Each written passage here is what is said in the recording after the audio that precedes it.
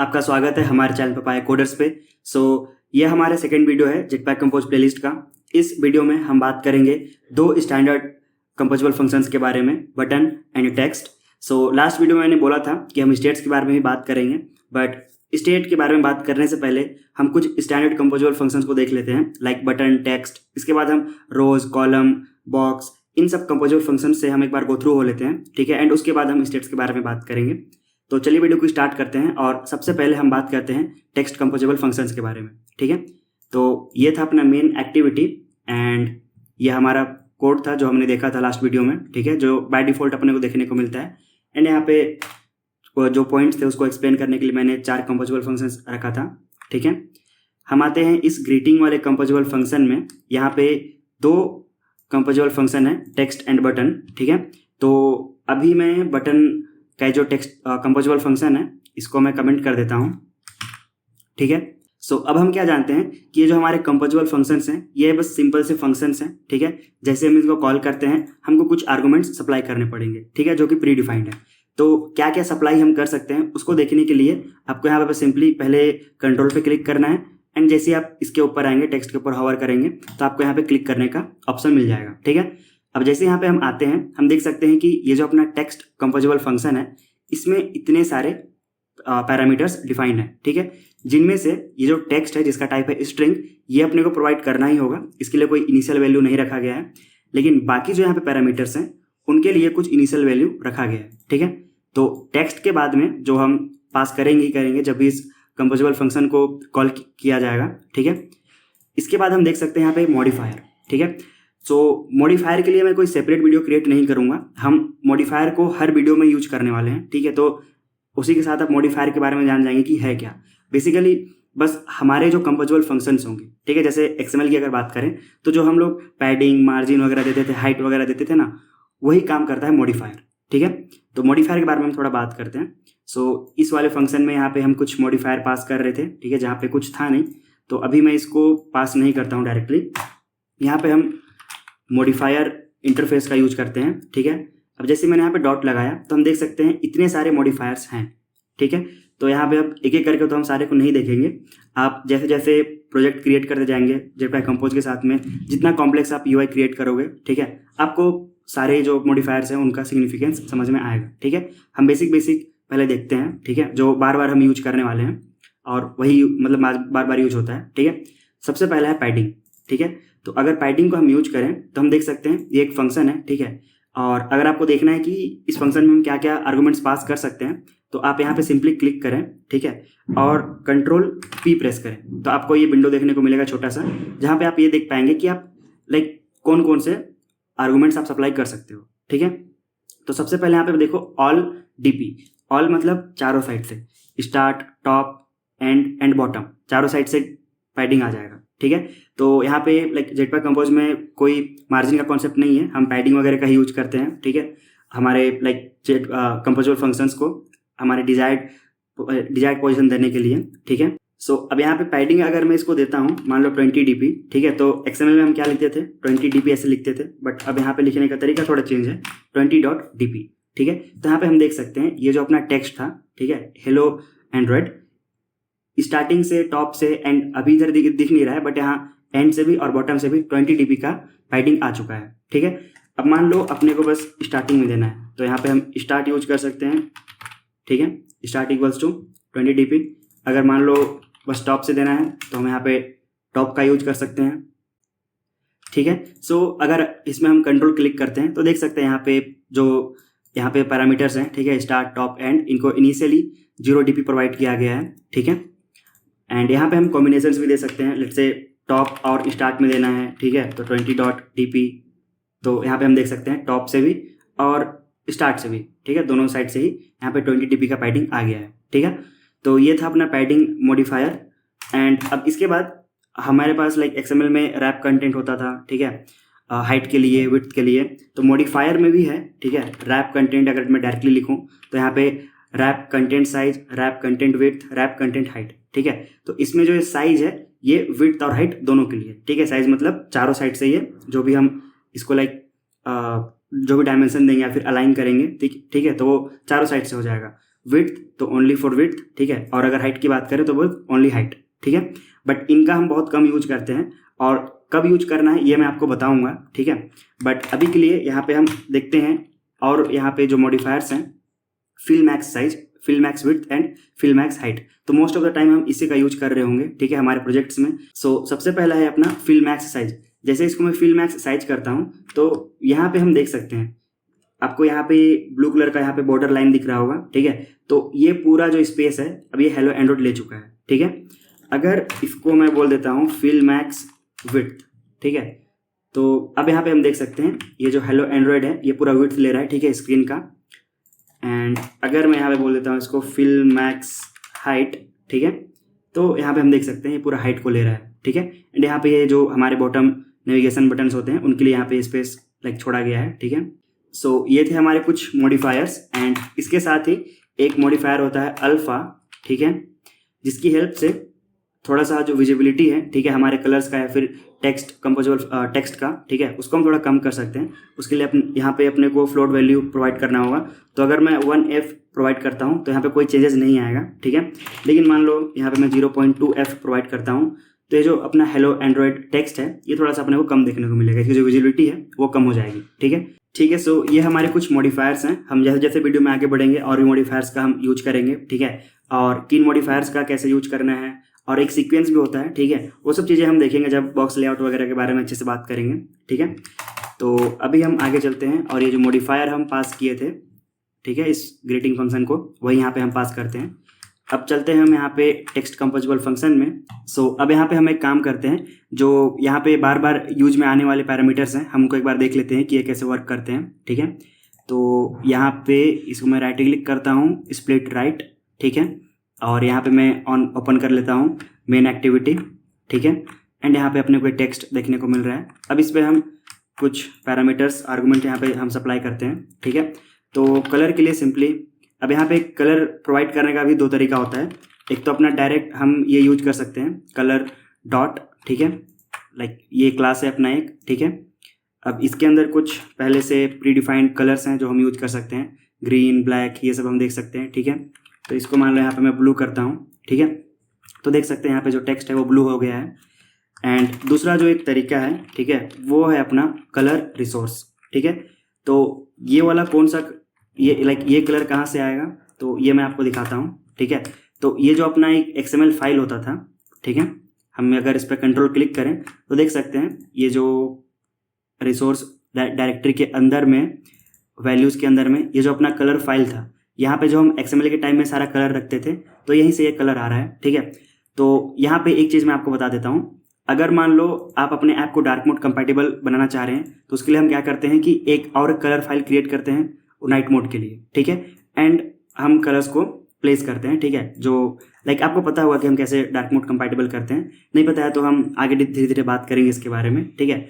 बस मैं आपको बस ये बताना चाह रहा हूँ कि अगर मान लो डार्क मोड कंपैटिबल आपको बनाना है अपने ऐप को, ठीक है, तो ये जो कलर्स हैं आपको यहाँ से यूज करने होंगे, ठीक है, ताकि यहाँ से जो भी आप कलर यूज कर रहे होगे इसका कंप्लीमेंट कलर नाइट मोड के लिए भी होगा, ठीक है। लेकिन ये जो मैंने इससे पहले वाला तरीका बताया जहाँ पे हम कलर क्लास का यूज कर रहे थे, ठीक है, अगर आप उसको लाइक उसको आप यूज नहीं कर सकते क्योंकि चाहे मोबाइल नाइट मोड में हो या लाइट मोड में हो, ठीक है, दोनों में ही सेम कलर रहेगा, ठीक है।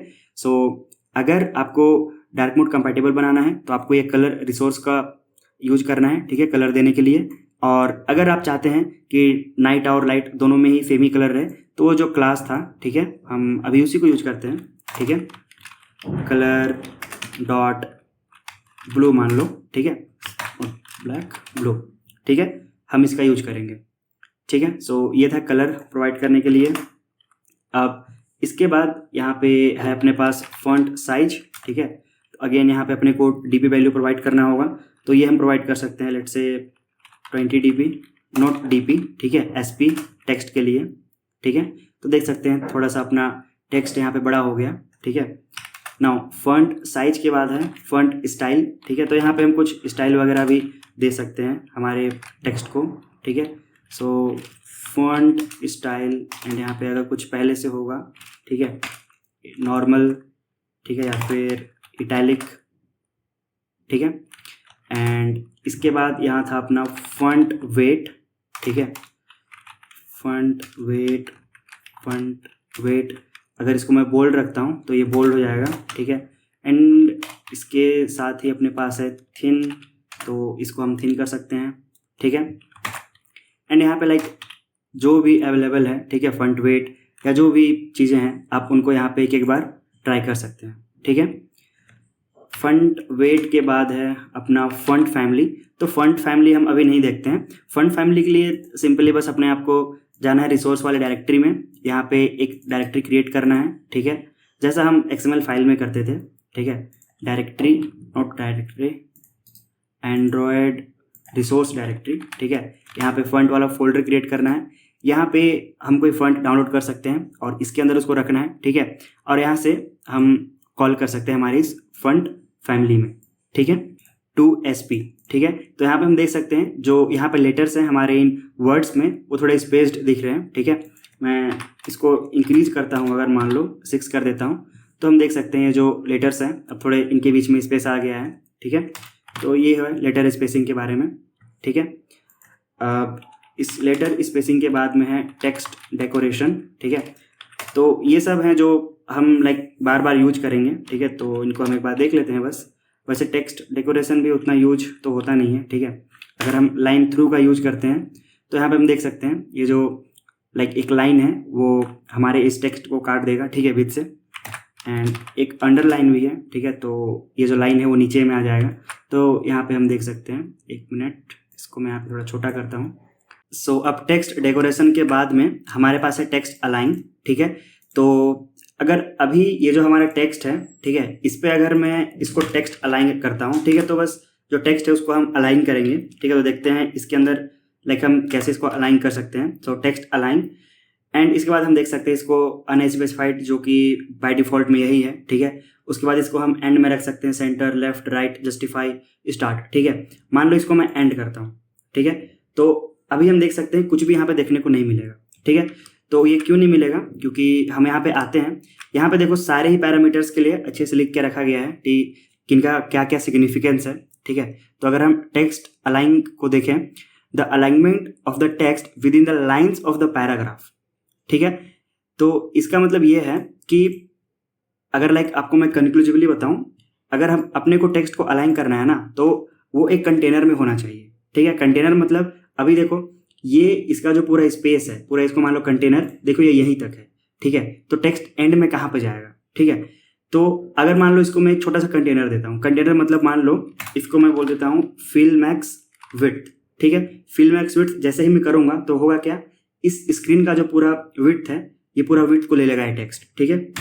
अब जैसे मैंने इसको फिल मैक्स विड्थ किया तो देखो सबसे पहले तो इसको पूरा इधर हाइट मिला, सॉरी विड्थ मिला, ठीक है। जैसे ही विड्थ मिला इसको पूरा एक इसके मतलब इस टेक्स्ट को कंटेनर मिल गया, ठीक है। तो उस कंटेनर में ये कहाँ पे चला गया, अलाइन हो गया एंड में, ठीक है। अब इसको अगर मैं सेंटर करना चाहूँ तो हम सेंटर कर सकते हैं, ठीक है।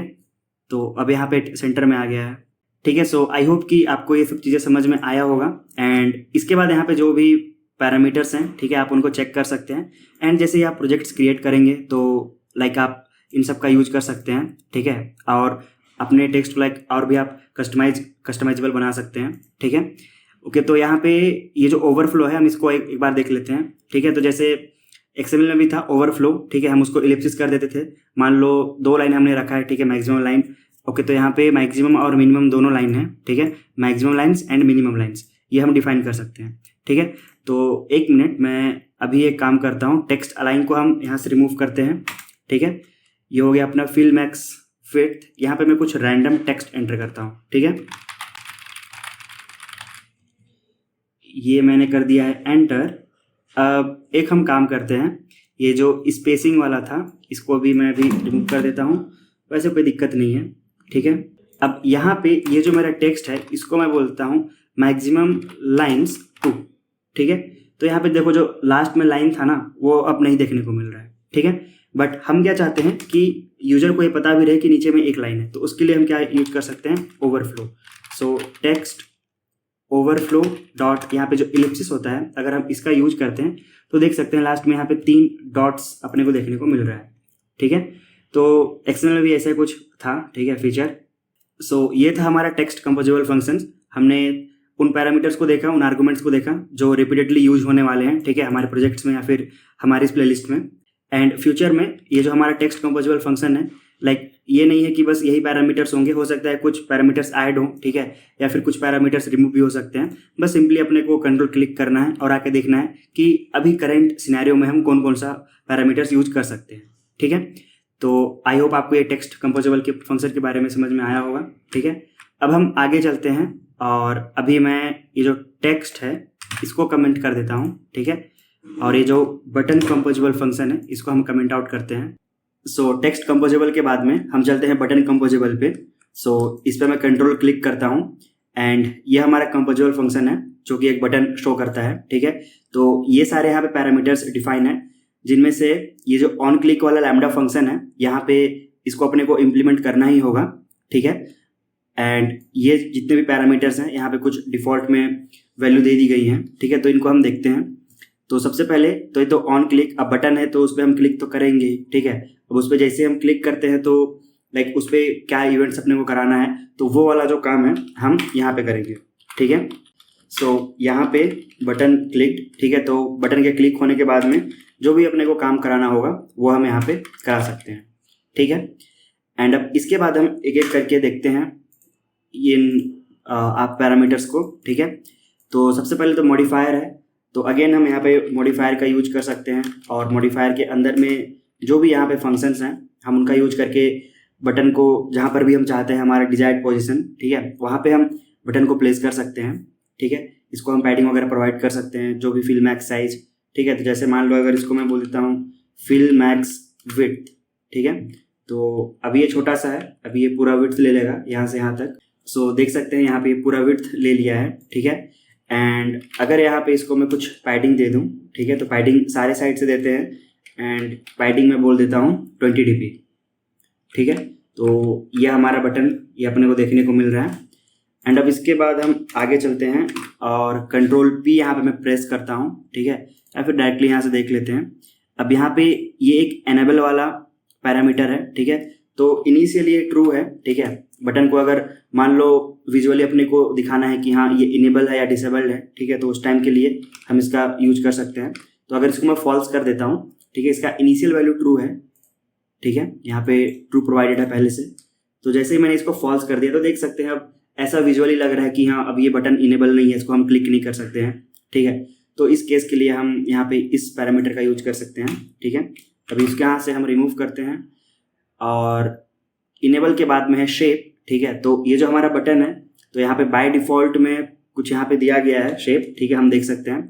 बट अगर यहाँ पे अपने को कुछ कस्टमाइज्ड शेप देना है तो उसके लिए यहाँ पे 2-3 चीज़ें हैं, ठीक है। जैसे पहला तो है राउंडेड कॉर्नर शेप, ठीक है। अगेन यहाँ पे हम देख सकते हैं, अगर मान लो मैं यहाँ पे 30 dp प्रोवाइड करता हूँ, ठीक है, तो बटन के चारों साइड में ही 30 dp का जो लाइक कॉर्नर है, ठीक है, रेडियस है, वो आ जाएगा। अदरवाइज आप यहाँ पे हम देख सकते हैं top start and like top and bottom start, ये सब भी हम प्रोवाइड कर सकते हैं, ठीक है। तो जैसे मान लो अभी मैंने ओके, तो इससे पहले यहाँ पे एंड यहाँ पे 2 और शेप हैं, ठीक है। एक तो सर्कल शेप, ठीक है, जो कि बाय डिफॉल्ट मतलब ऐसा ही है कुछ, ठीक है, बाय डिफॉल्ट में। जैसे यहाँ पे मैंने इसको रेक्टेंगल शेप किया तो हम देख सकते हैं बटन यहाँ पे रेक्टेंगल में दिख रहा है, ठीक है। एंड अभी के लिए ये जो फिल मैक्स विड्थ है इसको यहाँ से मैं भी रिमूव कर देता हूँ, ठीक है, ताकि इसको मैं अच्छे से जूम कर पाऊँ, ठीक है। ये अब आई थिंक आपको अच्छे से दिख रहा होगा। नाउ अगर मैं यहाँ पे रेक्टेंगल शेप को हटा करके मैं राउंडेड कॉर्नर शेप यूज करूँ और मैं चाहता हूँ कि टॉप स्टार्ट में या फिर टॉप एंड में बस यहाँ पे कुछ कॉर्नर पे रेडियस हो, ठीक है, तो टॉप एंड में हम देख सकते हैं अब यहाँ पे थोड़ा सा क्लिप हो गया है, ठीक है। तो ऐसे हम बटन का जो शेप है वो प्रोवाइड कर सकते हैं।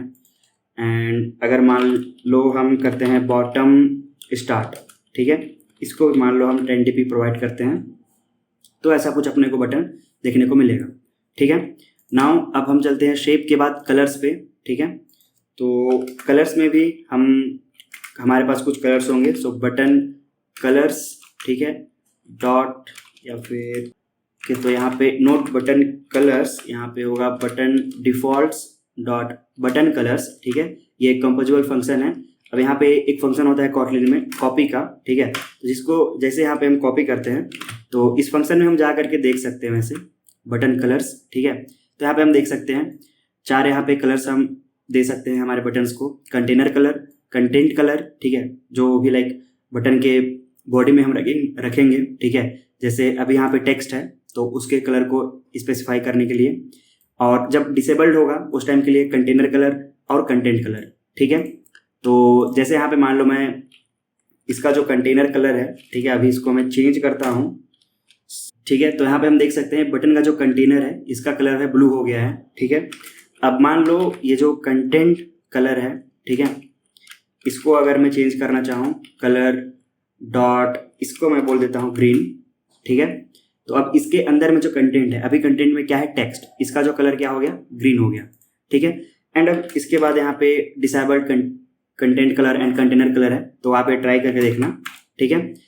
सो इस प्रकार से आप कोई भी कंपोजिबल फंक्शंस में आपको बस यहाँ पे क्लिक करना है, ठीक है, एंड यहाँ पे जो भी पैरामीटर्स हैं आप उनको ट्राई कर सकते हैं, ठीक है।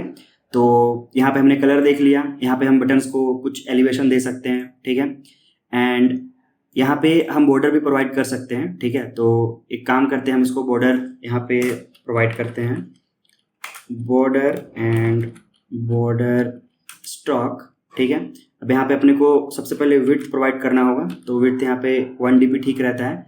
अब यहाँ पे हम एक चीज़ देख सकते हैं, या तो हम एक कलर प्रोवाइड कर सकते हैं या एक ब्रश प्रोवाइड कर सकते हैं, ठीक है। यहाँ पे अगर मैं एक कलर प्रोवाइड करूँ, ठीक है, कलर डॉट येलो, सो यहाँ पे एक बॉर्डर अपने को देखने को मिल रहा है, ठीक है, येलो थोड़ा सा विजिबल नहीं है, इसको मैं ब्लैक करता हूँ। सो देख सकते हैं यहाँ पे एक बॉर्डर देखने को मिल रहा है अपने को। अब यहाँ पे एक सिंगल कलर देने के अलावा हम डिफरेंट कलर्स भी दे सकते हैं, ठीक है, तो वो हम दे सकते हैं ब्रश की हेल्प से। सो ब्रश डॉट, यहाँ पे लीनियर ग्रेडियंट है, हॉरिजॉन्टल ग्रेडियंट, स्वीप ग्रेडियंट, ठीक है, सबका अपना अपना बिहेवियर है अलग अलग, ठीक है। तो यहाँ पे हम लीनियर ग्रेडियंट का यूज करते हैं। अब यहाँ पे हम देख सकते हैं, यहाँ पे हम pair of colours like pair of float and colour provide कर सकते हैं, एंड यहाँ पे लिस्ट ऑफ कलर्स वगैरह हम प्रोवाइड कर सकते हैं, ठीक है। तो मैं एक काम करता हूँ, यहाँ पे लिस्ट ऑफ कलर्स प्रोवाइड करता हूँ, ठीक है। तो सबसे पहले यहाँ पे हम एक पहला कलर देते हैं, कलर डॉट, इसको मैं बोल देता हूँ ये वाला कलर, ठीक है। इसके बाद हम इसको दे देते हैं ग्रीन कलर, ठीक है, एंड लास्ट में हम इसको दे देते हैं कलर डॉट येलो, ठीक है। सो यहाँ पे हम देख सकते हैं, अब इस बॉर्डर में देखो सबसे पहले ये जो मैजेंटा कलर है वो पहले देखने को मिल रहा है, उसके बाद ग्रीन कलर देखने को मिला है, ठीक है, एंड उसके बाद यहाँ पे लास्ट में येलो कलर, ठीक है। अब यहाँ पे अगर मैं इस लीनियर ग्रेडियंट को चेंज कर देता हूँ हॉरिजॉन्टल ग्रेडियंट में, तो थोड़ा सा हमको अलग सा बिहेवियर देखने को मिलेगा। हम देख सकते हैं थोड़ा सा यहाँ पे स्लाइट चेंज हुआ है, ठीक है। स्वीप में भी अगर करें तो स्वीप ग्रेडियंट यहाँ पे भी कुछ थोड़ा सा चेंज हम लोग को देखने को मिल रहा है, ठीक है। अच्छा, स्वीप में यहाँ पे लाइक आई थिंक अल्टरनेट हो गया, मतलब लास्ट वाला जो है वो पहले आ गया है, ठीक है, और पहले वाला लास्ट में आ गया। सो ये हमारे कुछ ग्रेडियंट्स हैं, ऐसे हम ग्रेडियंट्स कलर प्रोवाइड कर सकते हैं। इसको अभी हम रख देते हैं हॉरिजॉन्टल ग्रेडियंट, ठीक है। तो ये था हमारा बटन, ठीक है, और इसके बाद बॉर्डर के बाद में ओके, तो यहाँ पे कंटेंट पैडिंग, तो जैसे मैंने बताया था कि जेटपैक कंपोज में ना हम मार्जिन प्रोवाइड नहीं कर सकते हैं, ठीक है, तो मेनली हम पैडिंग के साथ ही काम करते हैं। तो लाइक अगर आप बात करोगे पैडिंग और मार्जिन का, तो पैडिंग तो ठीक है, मान लो कोई भी एक जैसे बटन है, ठीक है, अब अगर हम पैडिंग की बात कर रहे हैं तो देखो इसको हमने पैडिंग प्रोवाइड करके रखा है 20 dp। तो कोई भी एक जो व्यू है, व्यू मतलब I am not talking about any like XML वाला व्यू, ठीक है, मैं जस्ट एक विजुअल व्यू का बात कर रहा हूँ, ठीक है। अगर हम पैडिंग की बात कर रहे हैं तो वो आउटर में मतलब बाहर में जो स्पेस देना है उसको हम लोग बोलते हैं पैडिंग, ठीक है। और किसी व्यू के अंदर जो कंटेंट है अगर उनके बीच में कुछ स्पेसिंग देना है तो उसको बोलते हैं मार्जिन, ठीक है, मतलब टेक्निकली ऐसा ही बोला जाता है। तो जेटपैक कंपोज में तो मार्जिन का कोई कॉन्सेप्ट नहीं है, आप कहीं भी मार्जिन देखोगे नहीं, ठीक है, बस पैडिंग ही देखोगे। तो मार्जिन का जो काम है ना वो मोस्ट ऑफ द टाइम तो हम पैडिंग से ही कर लेते हैं, लेकिन अगर मान लो जैसे बटन है, अब बटन के अंदर में हम यहाँ पे कोई भी लाइक अभी हमने सिंपल से टेक्स्ट रखे हैं, इसके बाद भी हम और कुछ भी रख सकते हैं, ठीक है, दूसरा कंपोजिबल फंक्शन, तो उनके बीच में अगर मान लो कुछ स्पेसिंग देना है, मतलब इन कंटेंट्स के लाइक मान लो ये दूरी देना है मेरे को, ठीक है, ऐसा कुछ देना है, यहाँ पे कुछ स्पेसिंग देना है, तो वो हम कर सकते हैं कंटेंट पैडिंग की हेल्प से, ठीक है। तो हम ये कह सकते हैं कि जो कंटेंट पैडिंग है वो मार्जिन की तरह काम करेगा, ठीक है।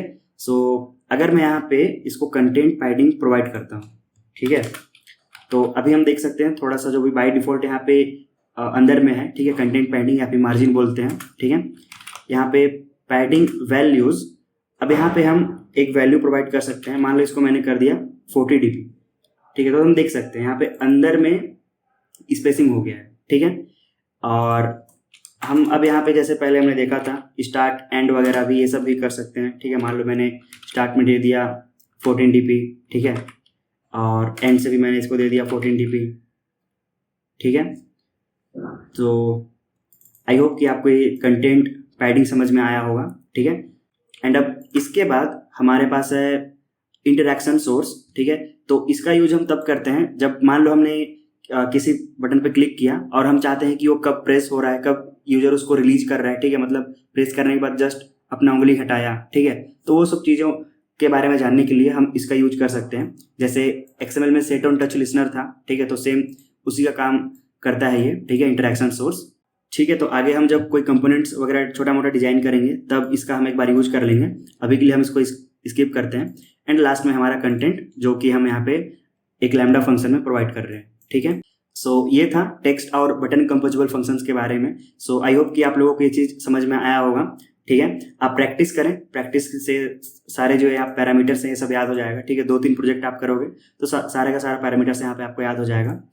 एंड अगर आपको और अच्छे से जानना है तो जस्ट आपको यहाँ पे कंट्रोल क्लिक करके अंदर चलते जाना है, ठीक है। अब जैसे ये बटन कंपोजेबल फंक्शन हमने कॉल किया, इन सब चीज़ों को हमने पास किया, ठीक है। तो देखो ये जो बटन कंपोजेबल फंक्शन है ये अगेन इन वैल्यूज को किसको पास कर रहा है, एक सरफेस वाले कंपोजेबल फंक्शन को, ठीक है। तो इसके बारे में भी हम देखेंगे, हम कार्ड्स के बारे में भी देखने वाले हैं, ठीक है। एंड इसके बाद यहाँ पे दूसरे कंपोजेबल फंक्शंस हैं, ठीक है। सो आई होप आपको ये वीडियो पसंद आया होगा। मैं मिलता हूँ आपसे नेक्स्ट वीडियो में। नेक्स्ट वीडियो में हम रोज और कॉलम के बारे में बात करेंगे। सो तब तक के लिए आप पपाया कोडर चैनल को सब्सक्राइब कर लीजिए। Thank you, happy coding.